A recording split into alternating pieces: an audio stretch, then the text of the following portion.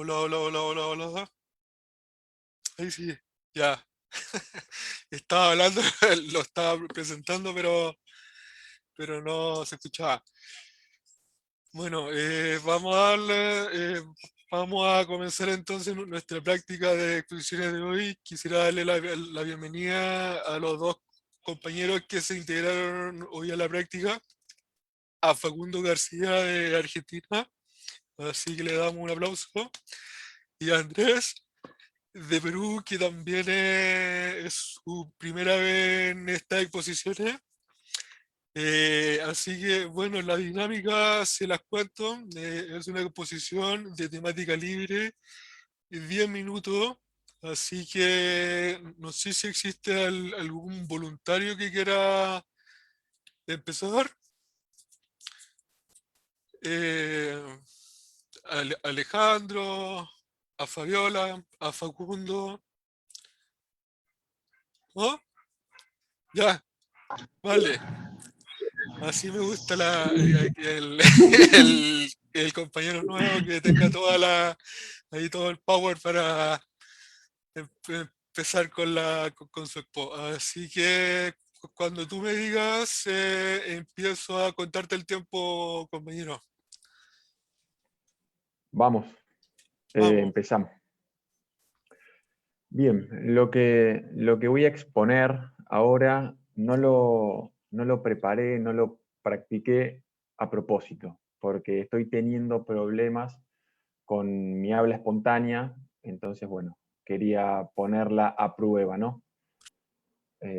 Así que, bueno, empiezo. Lo que quería charlar hoy, compartir hoy, es un poco a un autor, a un sociólogo francés llamado Émile Durkheim. Él es uno de los fundadores de la sociología y escribió un libro en donde el libro se llama Las reglas del método sociológico, es de 1894, y ahí, bueno, funda un poco la disciplina, sistematiza ciertas cuestiones que estaban un poco dispersas, y como todo libro fundante, tiene un orden, ¿no? Tiene un orden bastante bien establecido. Va desde en el primer capítulo, que es riquísimo, lo que hace es mencionar y explicar cuál es el objeto de estudio de esta nueva disciplina que surgía, ¿no? Su meta era,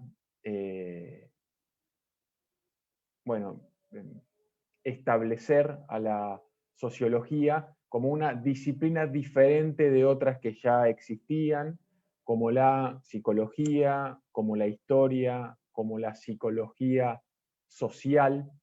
Entonces, en este primer capítulo, ¿qué dice él? Dice, ¿cuál es el objeto de estudio de la sociología? Y él responde, es el hecho social.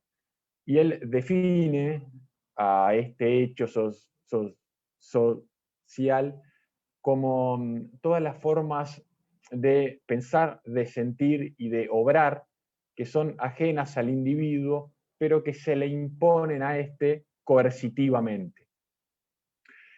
Entonces, el hecho social, según Durkheim, tiene dos grandes características. Primero es externo, es ajeno al individuo, y después está dotado de cierto poder coercitivo que lo que hace es que se le imponga. Entonces, con esta definición bastante básica, se pueden pensar una infinidad de problemas y de fenómenos sociales. Por ejemplo, la vestimenta, ¿no? La sociedad nos impone un cierto modo de vestir, un cierto modo de hablar, un cierto modo de cortarnos el pelo, y Durkheim lo que comenta es ¿cómo hacemos para darnos cuenta si estamos ante un hecho, so- un hecho social o no?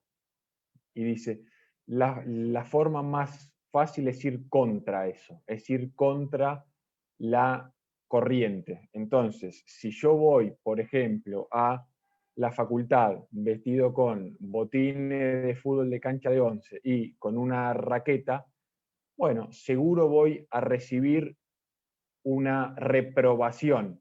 Él dice, vamos a recibir una sanción.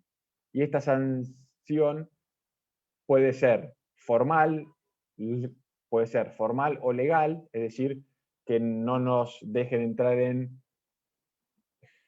la facultad o que nos expulsen de la clase esa porque no, eh, porque bueno, porque nuestra forma de vestir no está de acuerdo con el código universitario, pero dice, esta no es la única forma de sanción que hay. Hay otra que es la risa, la burla, esa discriminación implícita o el aislamiento. Entonces, si yo voy vestido de una forma totalmente ridícula a la facultad, es posible o que no me dejen entrar o que sufra burlas, risas. Bueno, dice, entonces ahí hay, hay un cierto modo de conducta que nos es impuesto. Además, dice él, hay dos hechos sociales por excelencia, que son el dinero y el lenguaje, el idioma que hablamos. ¿Por qué? El dinero es obvio, ya existe antes de que la persona nazca y se le impone. Yo si voy al supermercado ahora y quiero comprar algo y pago con una gallina, bueno, me van a expulsar, ¿no? Tengo que utilizar el dinero, estoy obligado a hacerlo. La sociedad lo que hace es obligarme a utilizar esa moneda de cambio para comprar y vender objetos. Y el lenguaje, el idioma también entra en la categoría esta porque precede al individuo, es decir, existe antes de que el individuo nazca, se nos impone y estamos obligados a usarlo si queremos socializar. Yo no puedo ir a la escuela o acá y empezar a hablar en japonés, porque nadie me va a entender y la comunicación sería imposible. Entonces, esos dos ejemplos muy claros los da él como para mostrarnos un poco esta definición inicial que tiene el fenómeno.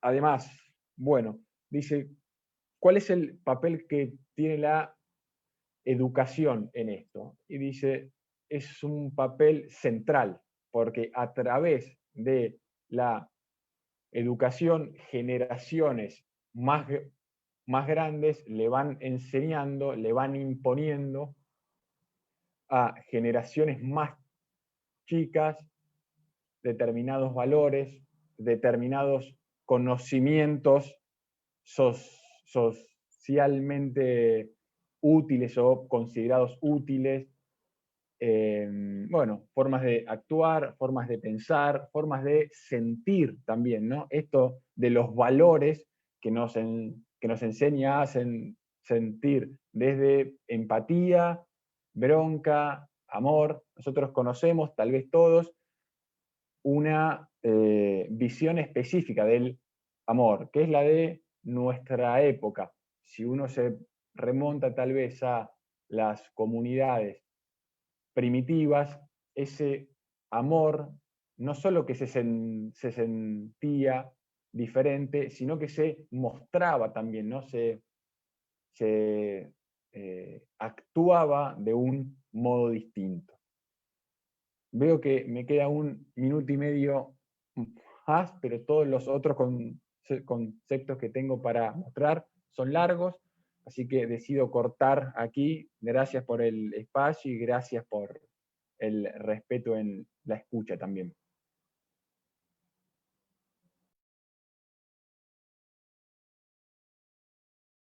Estaba muteado. Bueno, muchas gracias al compañero con su primera presentación. Estuvo bastante interesante. Así que ahora le damos paso a Fabiola de Perú. Así que cuando tú quieras empezar, me dice Fabi, por favor.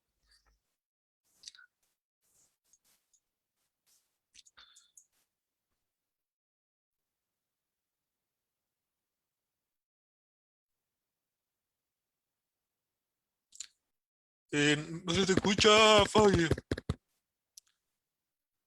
Hay problemas con el audio.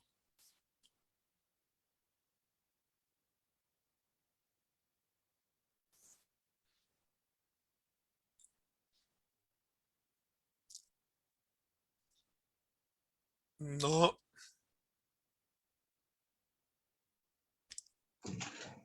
Ya, ya, ahí te escuchamos perfecto. que Ahí te escuchamos. Hola, Sebas. ya, Ah,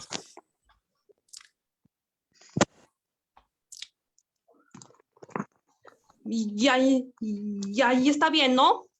sí, Fabi. Ya. Empieza.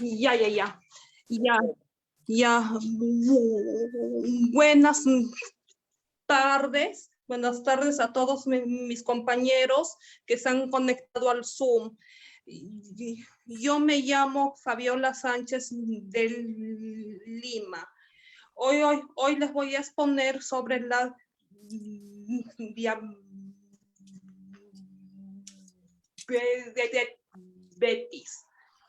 Dice, la diabetes es una enfermedad en la que los niveles de glucosa, azúcar en la sangre están muy altos. La glucosa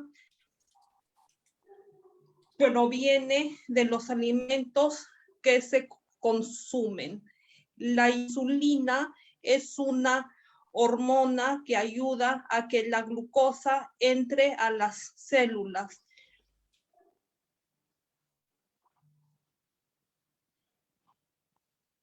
Para suministrarles energía.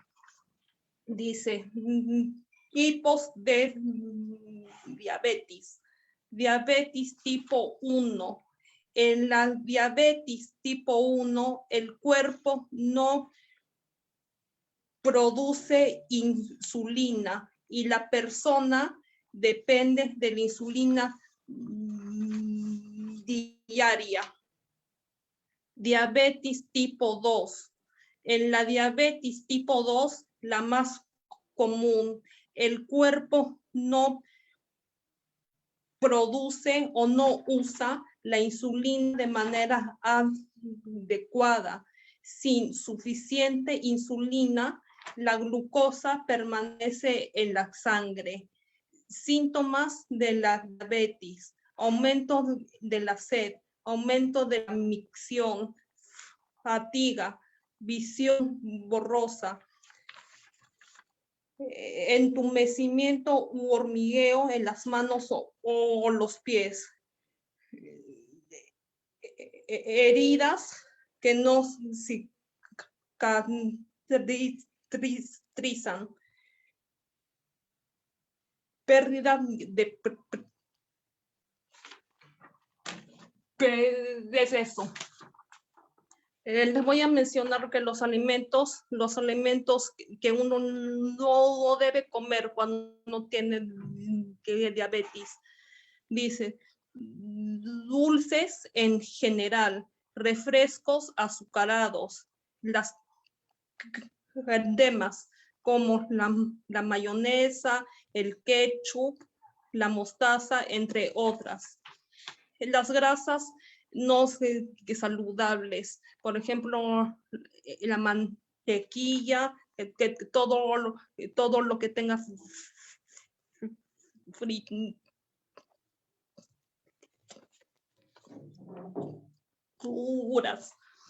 Dice, alimentos con gallinas como pan, bizcochos, pizzas, etcétera. Bebidas gaseosas, lácteos enteros. Ya, acá hay una lista de los alimentos que sí podemos, ¿no? Sí podemos comer cuando una persona tiene, ¿no? Una persona tiene diabetes. El pescado, vegetales de hoja verde, huevos, menestras, frutas como cerezas, ciruelas, fresas, guayaba, manzanas y naranjas.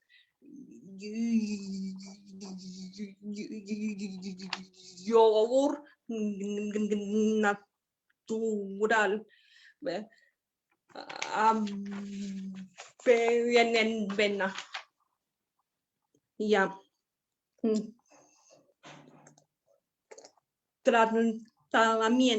Tratamiento de la diabetes. 1. Control del nivel de glucosa en la sangre. O sea, que los niveles de azúcar en la sangre no deben ser muy altos. Insulina es en los casos que en la diabetes de tipo 1, ¿no? En la diabetes de tipo 1.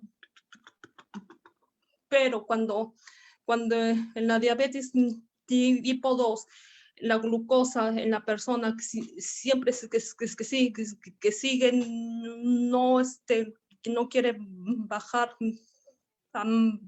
también no le mandan insulina. Dice, medicación oral y otros medicamentos. Bueno, que les quiero explicar, que el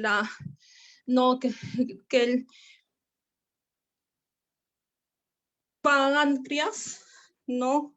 Nuestro páncreas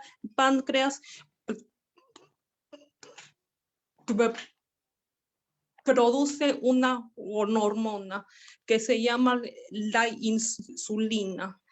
La insulina es una hormona que se encarga de controlar la glucosa en la sangre. Pero, ¿qué es lo que pasa en la diabetes? La diabetes, en caso de tener diabetes, esta hormona que de la insulina no funciona bien. Y al no funcionar bien, hace que el azúcar, que la glucosa o el azúcar en la sangre que se acumule en la sangre, que se acumule en la sangre. La diabetes que tipo 1 no hay insulina, no hay esa hormona. En la diabetes que de tipo 2 sí hay, pero es muy poca su función, ¿no? Se debe cuidar que la glucosa alta, porque después va a causar daño a los ojos, a los riñones, y a los nervios. Hay una enfermedad en la diabetes que se llama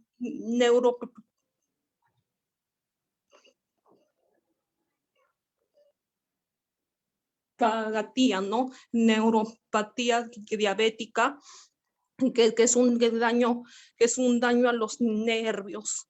¿no? Que es un daño a los nervios, que el diabético que siente hormigueo en los pies, no puede dormir bien, se le adormecen en las manos, se le adormecen los pies, ¿no? Y la persona diabética no puede comer nada que tenga azúcar, todos los luces en general, no. Que yo les voy a contar algo. Mi mamá tiene, ¿no? Que mi mamá tiene diabetes, pero que que mamá la tiene ya controlada, ¿no? Está tomando que sus, está tomando, ¿no? Sus medicamentos, ¿no? Y todo. Y nosotros la tenemos, ¿no? Nosotros la tenemos de que no, porque si la persona con diabetes no se cuida, ella misma no se está haciendo, ella misma no se está haciendo daño. Si la persona con diabetes quiere vivir más, se debe cuidar y hacer una dieta, ¿no? Bueno, compañeros, esta ha sido toda mi exposición. Me llamo Fabiola Sánchez del Lima. Gracias. Oh, ya, Fabi, un aplauso a la compañera. Oh, bastante interesante. Yo dentro de mi familia también tengo a gente que tiene diabetes, así que esta información es bastante interesante para todos, creo yo. Así que, bueno, ahora le damos el paso al compañero Alejandro Mérida de México. Así que, Alejandro, ahí me dices tú cuando comienzas.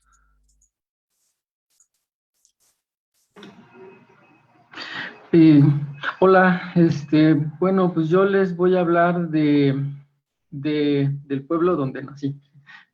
Bueno, me presento. Mi nombre es Alejandro Mérida, y soy de la Ciudad de México. Bueno, pues yo nací en un pueblecito. Bueno, voy a mostrarles mi pantalla.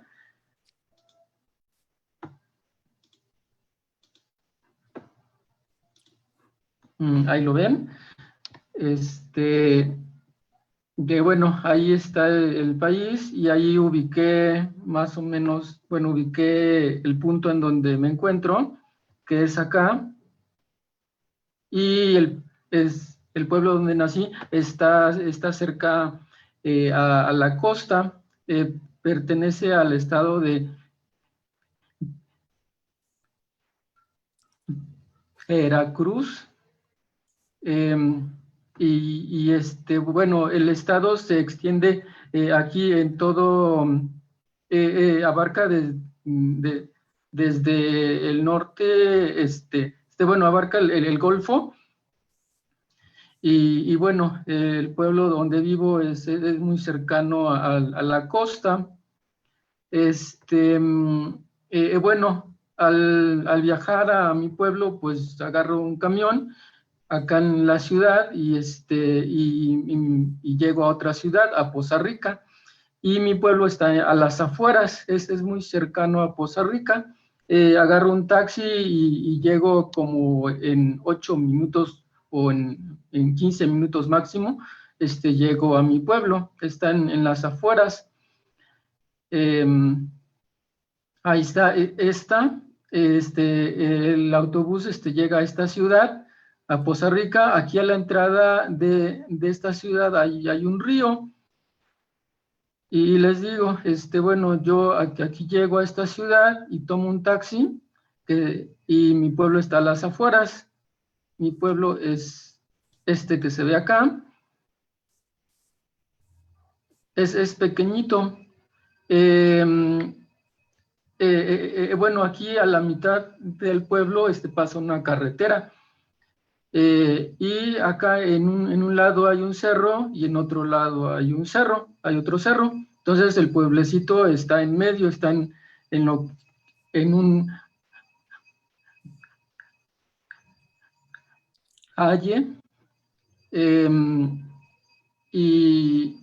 Y bueno, el pueblo, pues hay entre las actividades que hay ahí, pues es la agricultura, por ejemplo, o hay gente que a lo mejor y encuentra empleo y puede colocarse en alguna empresa, nada más que pues sí es complicado. Sí, sí hay algunos que entran a la comisión de electricidad o que entran. También esta ciudad precisamente el nombre es debido a que es petrolera. Entonces es por eso que pues ahí se dedican al petróleo y por eso es el nombre. Aunque en la actualidad pues ya es poco, pero bueno, ahí quedó el nombre. Y pues sí, hay gente que pues es muy, pues a lo mejor y tiene alguna influencia o en fin, y logran entrar a esa empresa. Pero en general, pues sí, el pueblecito, la economía, pues sí es muy pobre. Y les digo, hay muchos que se dedican al campo, aunque claro, hay albañiles, hay carpinteros, en fin. Y bueno, en el pueblo hay dos escuelas, ahí estudié yo, hay una primaria y hay una secundaria, y ahí estudié yo, y ya después al pasar al otro nivel, a la prepa, pues hay muchas escuelas acá en la ciudad, en esta otra ciudad, bueno, en esta ciudad que pues es mediana, aunque yo estudié en otra escuela que está en otra ciudad que es pequeñita, que está hacia el norte. Y bueno, también ahí cerca hay un aeropuerto. Es pequeñito, únicamente hay viajes, creo que sí hay viajes de ahí, de ese aeropuerto hacia aquí. Nada más que, pues bueno, en general acostumbramos a agarrar el autobús. También hay un arroyo que es pequeñito, aunque en épocas en que hay lluvia, pues sí es peligroso porque hay inundaciones.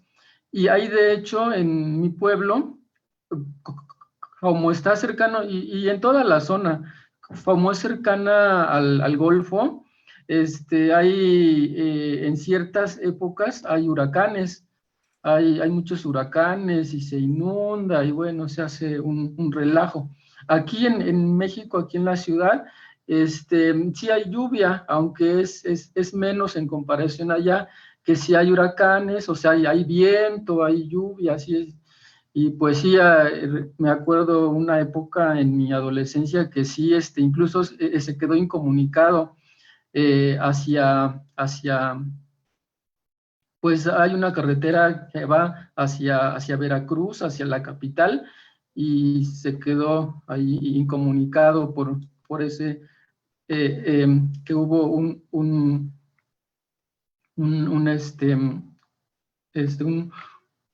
huracán. Bueno, voy a mostrarles más a detalle.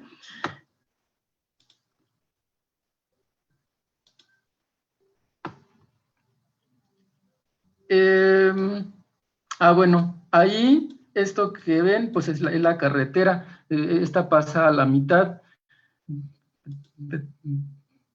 a la mitad del pueblo. Un poquito por aquí, esto que se ve acá es una escuela. Bueno, aquí están las dos escuelas. Por aquí es la secundaria. Ahí estudié yo. Entre las escuelas hay un área donde puedes ir a practicar algún deporte. Y después al otro lado está la otra escuela. Y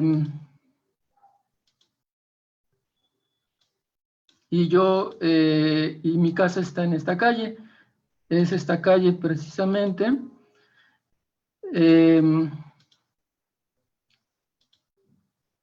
Aquí vivo, bueno, aquí es mi casa donde crecí, precisamente en esta esquina, que pues está oculta porque bueno, en mi casa hay muchos árboles. Y enfrente pues hay vecinos. Esto que está enfrente es un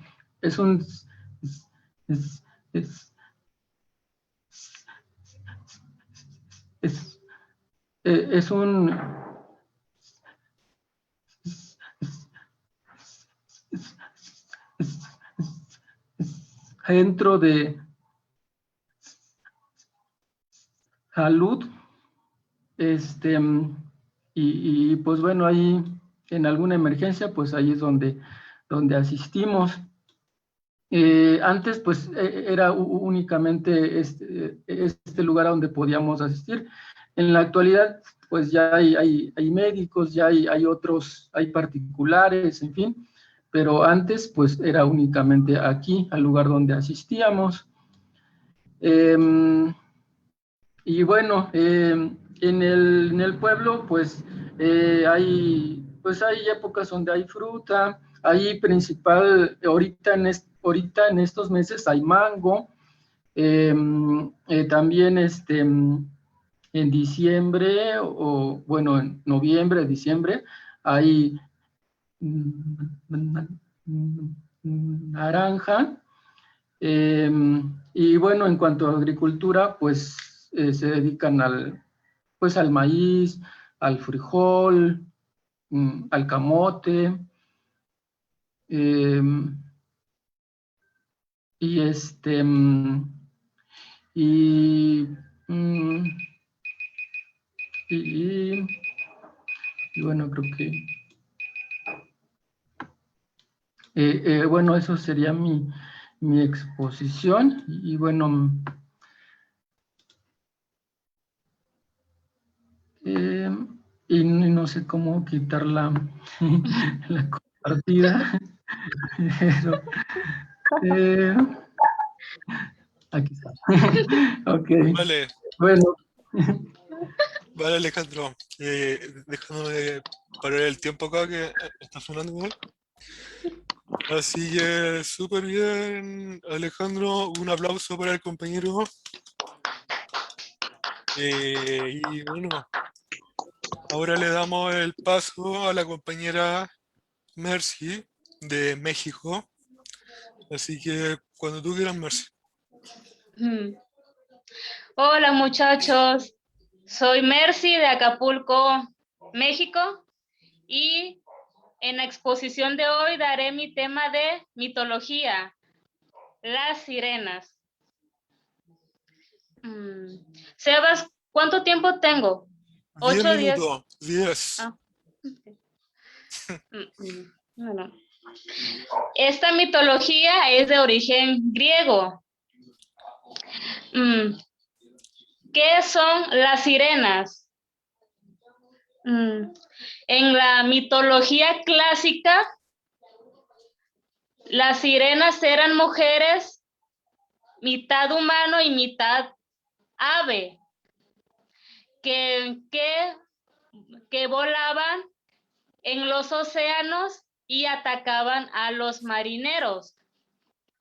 Pero con el pasar del tiempo, ese mito se reconstruyó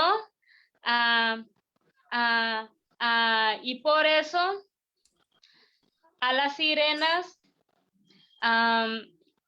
imaginaron que tenían cola de pescado por el hecho de que vivían en el mar.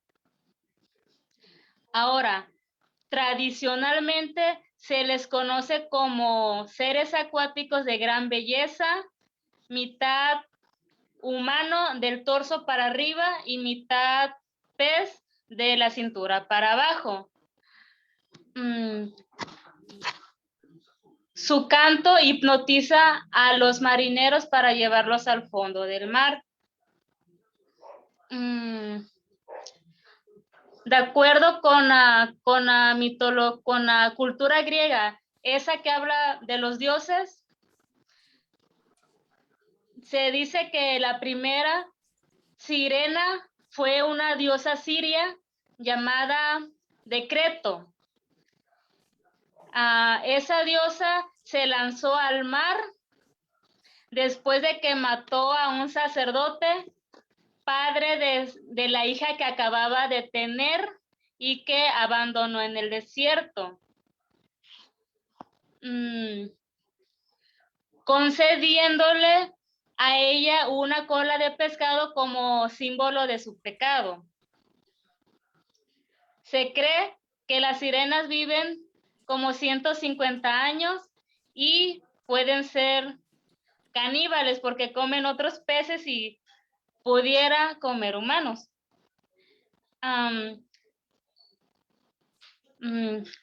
Tritón es la contrapartida masculina. En relatos griegos antiguos dicen que el primer Tritón se llamó Oanes, o también conocido como Ea, y fue el primer, y fue considerado un dios babilónico. Relatos de antiguos marineros como Cristóbal Colón narran este mito también.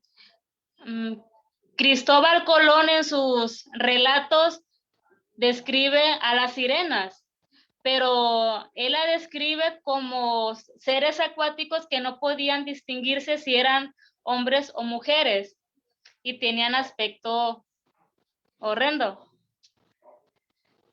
Y había marineros que confundían a los lobos marinos con las sirenas, porque estos animales tienen más o menos la fisionomía de los humanos. Ahora hablaré sobre lo que dice la ciencia acerca de esta creencia. Existe la teoría del simio acuático.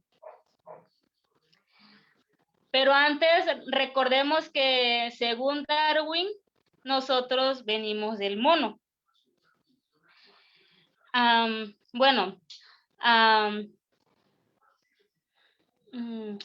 Los simios, a falta de alimentos, se fueron adaptando al mar para pescar. Pero hubo grupos que prefirieron la vida terrestre y otro grupo la vida acuática. Y estos, con el pasar de los años, fueron haciendo que sus piernas se fueran juntando para de ese modo nadar fácilmente. Ahora, esta creencia se basa al analizar el cuerpo humano. Por ejemplo, un bebé instintivamente sabe nadar. Si tú lo pones en una tina, en la playa, solito nada. Los humanos podemos aguantar la respiración hasta por 20 minutos más que cualquier animal terrestre. Tenemos la columna un poco flexible, igual que los animales marinos, porque de esa manera nadan mejor. Tenemos membranas en las manos, lo que sirve para nadar. Los animales terrestres poseen mucho pelo o plumas, cosa que los humanos no. Ahora, nosotros podemos transpirar agua, ya sea llorando o sudando, lo que podría decirse que estamos sacando el agua porque naturalmente somos seres acuáticos. Ahora, en el año 2004, en un mar de Estados Unidos, hubo un avarimiento de ballenas. ¿Qué es avarimiento? Es un fenómeno cuando el mar expulsa seres acuáticos a la zona terrestre. Había todas las ballenas que fueron expulsadas del mar estaban muertas. Habían muerto por un traumatismo en los oídos porque estaban sangrando. Pero junto con ellas había cuerpos humanoides. La Marina se encargó más de esos cuerpos humanoides que de las ballenas, pero un grupo de científicos logró llevarse un cuerpo humanoide. Examinándolo, más bien reconstruyeron el cuerpo y pudieron darse cuenta que ese cuerpo tenía una cola de pescado larga, tenía pelvis, lo que indica que hace miles de años esa criatura pudo andar en dos patas. También se encontraron huesos de manos, el cráneo era humano, pero lamentablemente Estados Unidos confiscó todas las pruebas. Actualmente los niños conocen este mito de manera bonita, tal cual el cuento de la sirenita. Esa fue mi exposición. Soy Mercy. Bueno, Mercy, un aplauso para la compañera por su exposición de la mitología de las sirenas. Así que ahora le damos el paso a Joan de Perú, así que cuando tú quieras, Joan, el tiempo empieza a correr. Desde ahora, ya. Ok, gracias Sebastián. Buenas, le voy a hablar sobre el libro Étalon un poco. Está en inglés, pero voy a traducirlo, ya lo había leído antes. Y bueno, dice, la primera regla es para que uno pueda hablar correctamente, según este método, es conseguir el control consciente sobre su habla. Menciona que cualquier habla que sea inconsciente, pues no es válido según este método. También habla sobre, hay que diferenciar entre el pensar y el hablar. Claro, una cosa es pensar y otra cosa es hablar. Cuando uno habla, es cierto que piensa, porque está como que adherido a eso, ¿no? Pensar antes de hablar. Pero el hablar también es un acto inconsciente, ¿no? O sea, como que no se piensa mucho para hablar y lo que recomienda este método es que hay que diferenciar entre el pensar y el hablar. Esto porque no es lo mismo hablar que pensar, ¿no? Y bueno, también nos dice que hay que vocalizar bien, ¿no? Las palabras antes de hablar. También nos cuenta una segunda regla, que es lo siguiente.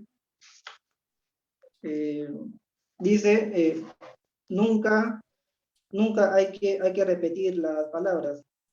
Esto es cierto, ¿no?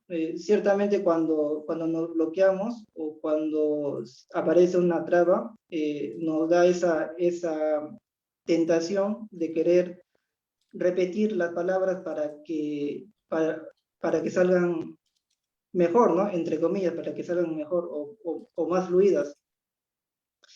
Pero este método recomienda no repetir las palabras, simplemente decirlas una vez, pero con habla lenta, con voz alta, ¿no? Y siguiendo estas reglas que nos recomienda.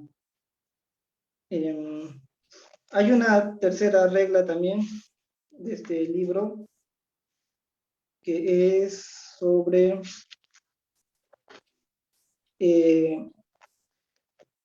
dice la tercera regla: saber qué y cómo decir antes de abrir la boca. Esto es justo como les decía, ¿no?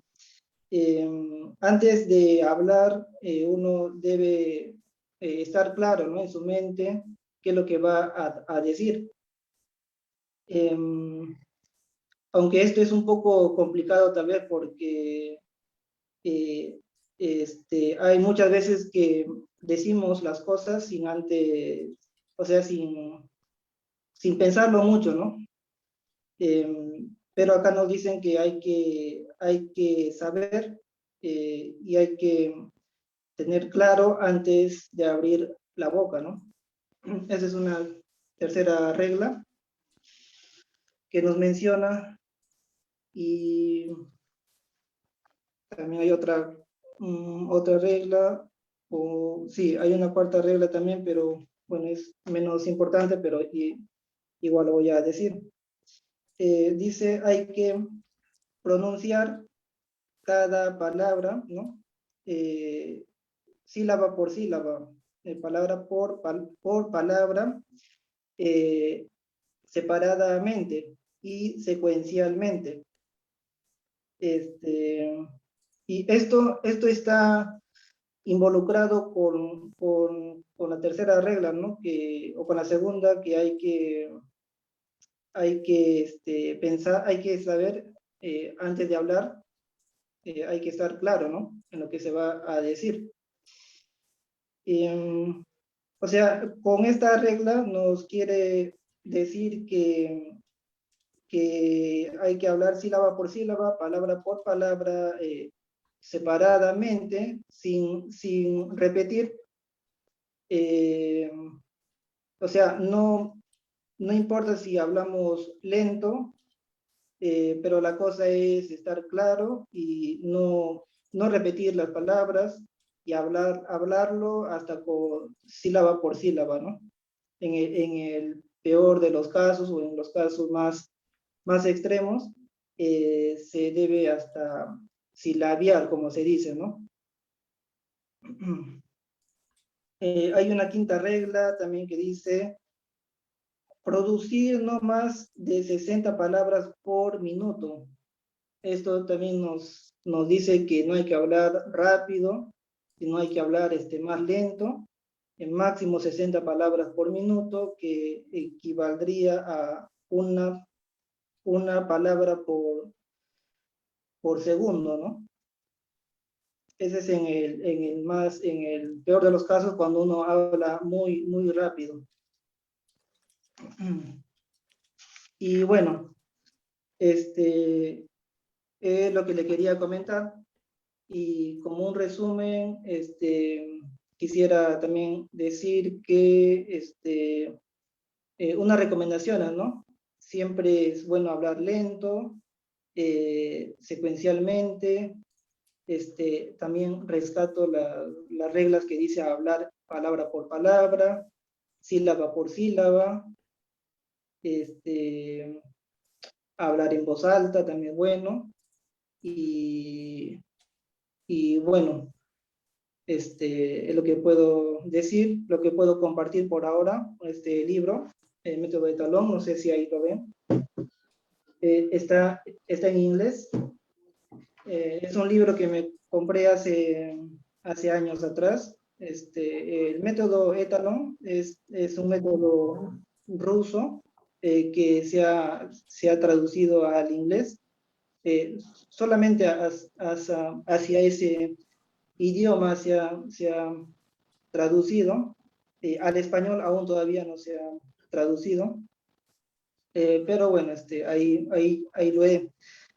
lo he traducido yo, como sé el inglés más o menos, ahí lo he traducido y compartido con ustedes este método que creo que es interesante. Muchas gracias, eso es todo. Listo, compañero Iván, un aplauso para el compañero Iván de su presentación. Así que ahora vengo yo, me toca a mí con mi presentación. Voy a esperar un poquito que voy a compartir la pantalla. Presentación. Forma individual.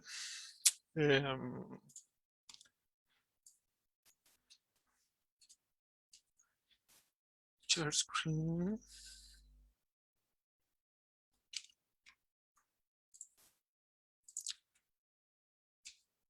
Ya. No sé si se alcanza a ver bien o se ve cortado.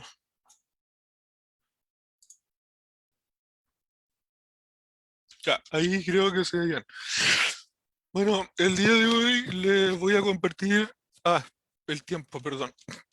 Casi siempre me olvido tomar el tiempo. Cuando me toca poner el mí.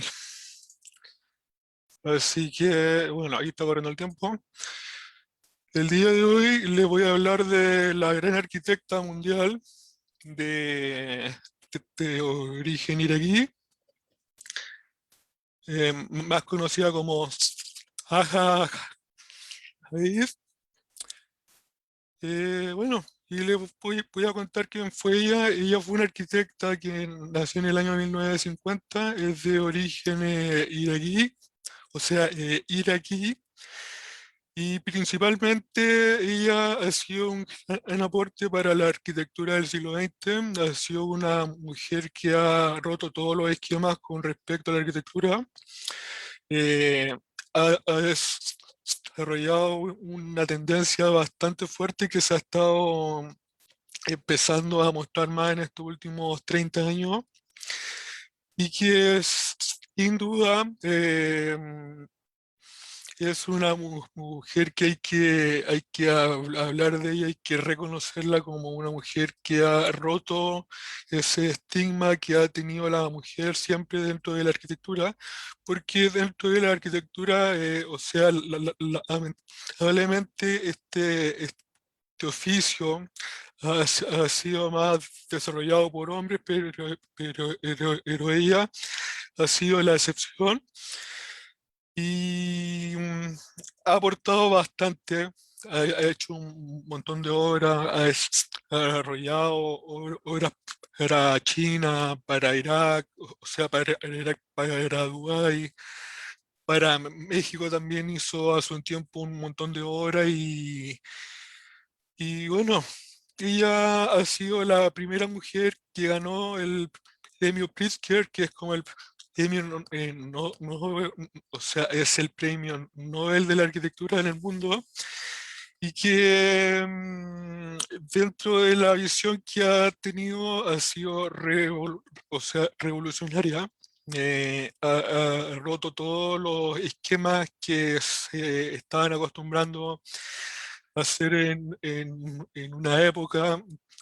De hecho, ha roto la composición que uno está, o sea, normalmente a ver dentro de la arquitectura, esa arquitectura eh, eh, o- ortogonal, sino que ella ha empezado a trabajar de una manera más orgánica, más incorporando a la naturaleza dentro de la arquitectura y eso ha sido un gran avance y que eso también ha permitido el desarrollo y la visión que ha tenido en este siglo, por ejemplo, la ingeniería y la construcción.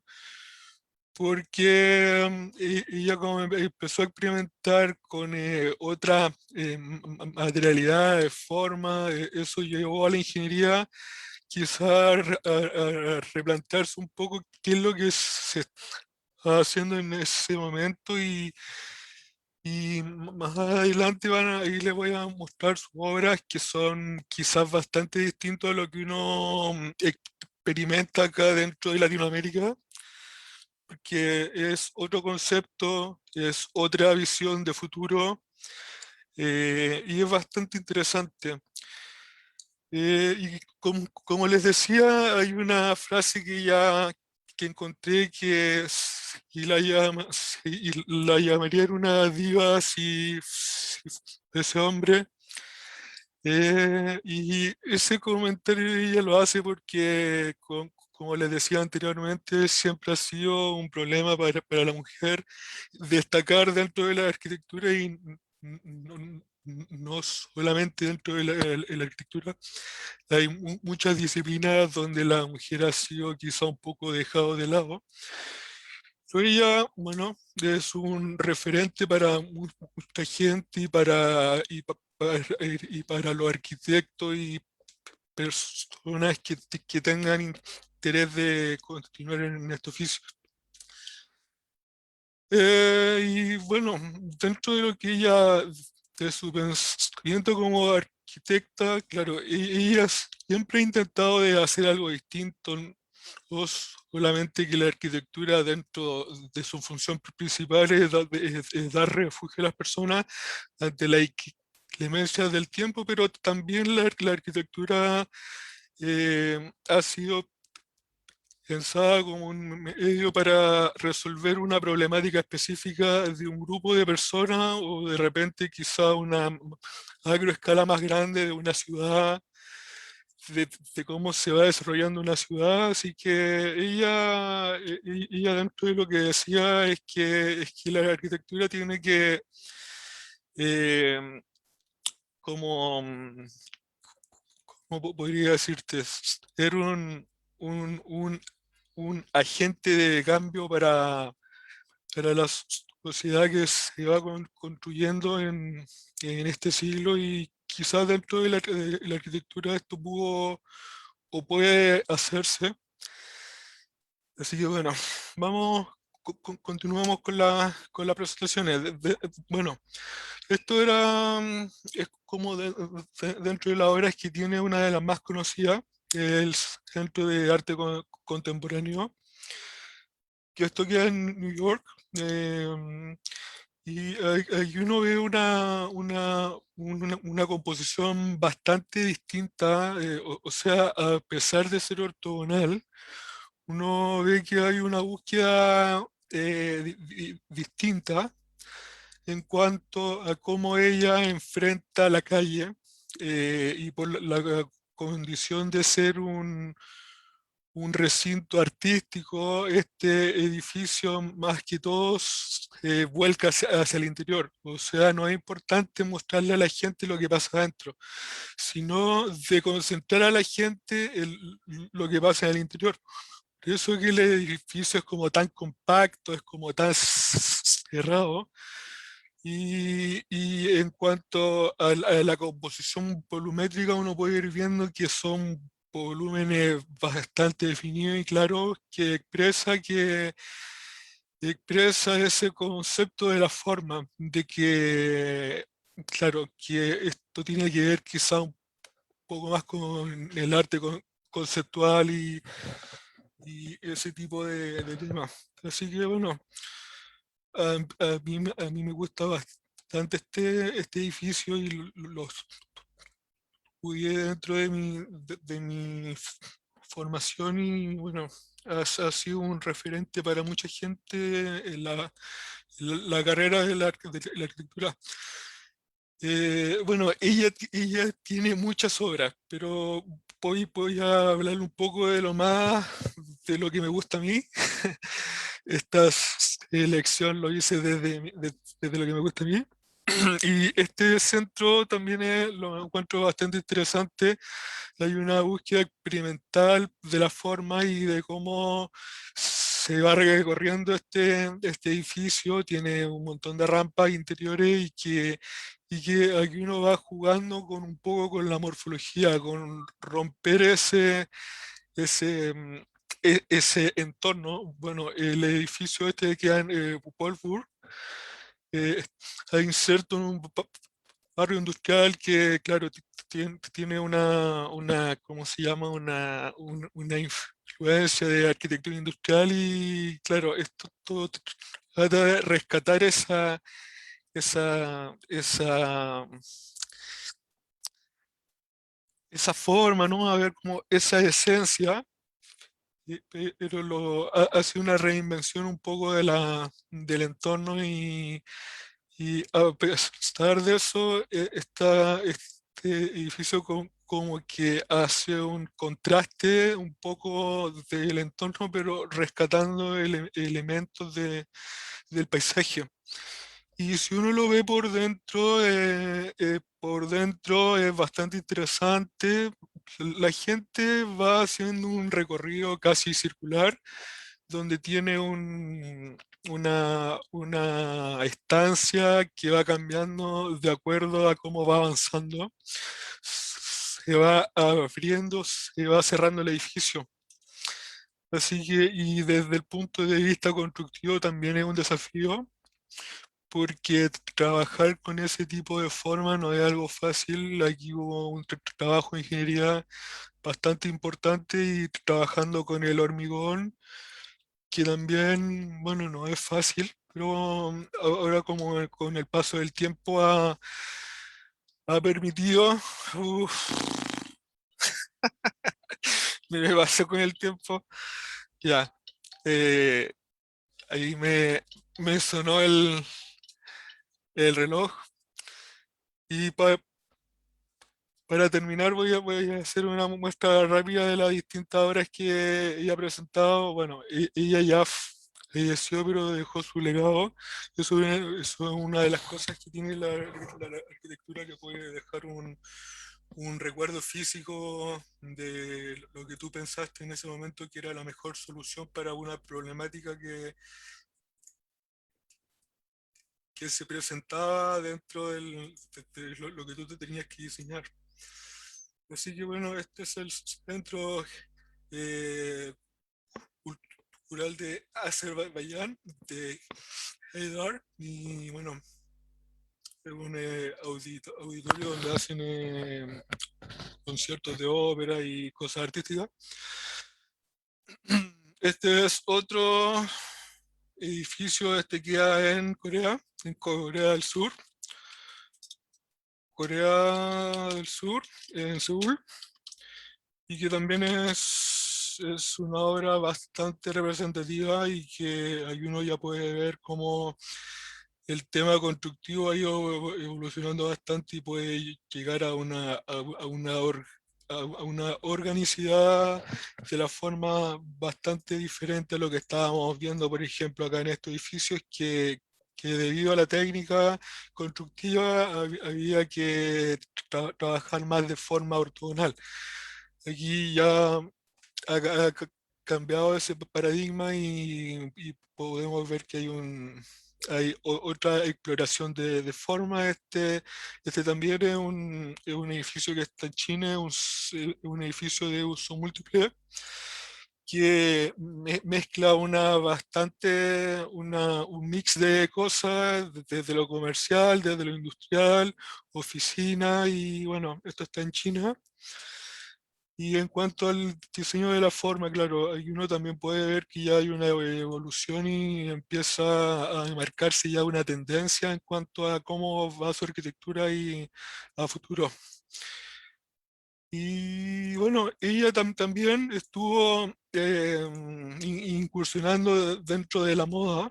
Ella como arquitecta también diseñó cosas y tenía su marca de ropa, todo, pero bueno, ella ya murió el año 2017 o 2016. Le dio un infarto y bueno, ahí quedó su obra, pero la oficina continúa funcionando y continúan haciendo proyectos bajo su nombre.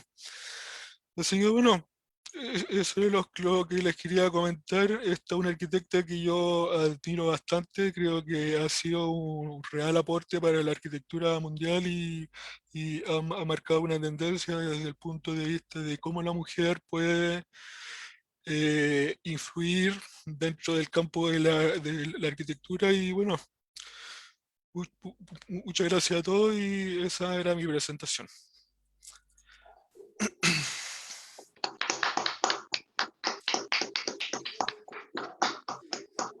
Así que bueno, esas fueron nuestras presentaciones del día de hoy. No sé si alguien quiere comentar algo, si de repente el compañero nuevo acá quiere contarnos cómo se sintió o hacer algún comentario de qué le ha parecido la actividad. Así que te dejo el micrófono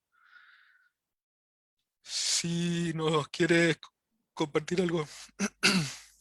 Sí, me parece una actividad excelente para perder ciertos miedos a exponer, que sea en vivo en Facebook, le suma como ese granito, ¿no? de nervios y tensión. Y nada, creo que esta es la forma para poder estar más cómodos con nuestra propia habla y para poder ir perdiendo miedos. Así que los felicito por esta iniciativa, la conocí recién. Nada, un éxito absoluto. Vale. Bueno, ¿alguien más quiere comentar algo? Mercy, Alejandro, Manuel, o sea, Joan, perdón. Mercy. Bueno, Habla. ok, bueno, yo primero. Sí, está muy interesante. Siempre es bueno participar en las exposiciones. Cada vez se agarra más confianza y eso es bueno, a seguir practicando nomás y bueno, cada uno tiene su ritmo, ¿no? Su ritmo. Cada uno va progresando según su ritmo y según lo que practique también, ¿no? Exactamente. Mercy. Sí, hablaré antes de que los perros empiecen a ladrar y el gallo empiece a cantar. Yo quiero invitar a todos los del grupo de Facebook de Tartamudez en Español a que se unan a las exposiciones. Somos más de 1000 miembros y casi siempre exponemos los mismos. Y bueno, exponer de verdad ayuda mucho a nuestra fluidez y a nuestra comunicación en general y no se sientan cohibidos porque se traben mucho. Aquí somos un lindo grupo y entre todos nos comprendemos y nos apoyamos, así que a todos los invito.